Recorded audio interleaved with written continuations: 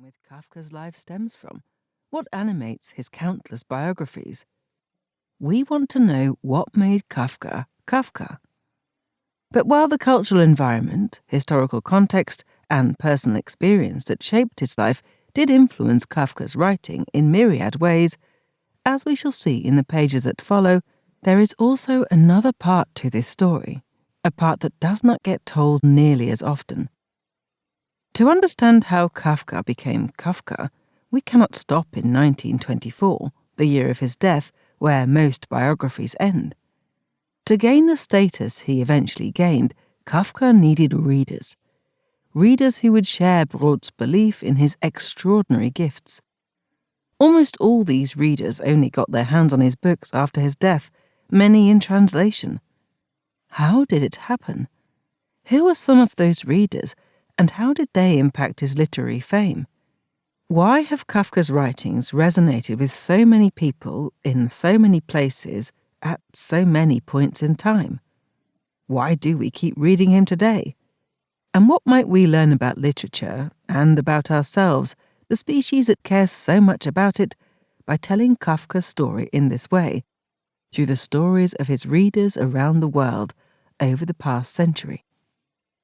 To answer these questions, I travelled across time and space in the footsteps of dozens of Kafka's readers, from a British aristocrat turned scholar poring over Kafka's writings in the bowels of a Swiss bank vault to ordinary readers from all corners of the globe leaving notes at Kafka's grave in Prague, and from a war veteran in Berlin who survived life in the trenches but feels defeated by the newly published enigmatic tale of the Metamorphoses, to a hip Korean writer transforming the Kafkaesque into a Man Booker International Prize-winning feminist manifesto a century later. In the process, I approached my guiding question, what made Kafka Kafka, from many different angles.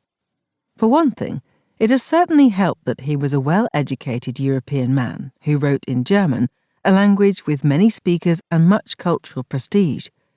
All this meant that, despite the very real prejudices he faced as a Jewish person, his book still had a relative advantage in reaching a wide readership. He was able to access publication venues, translation networks, and cultural circles with an international reach that popularized his works both before and after his death.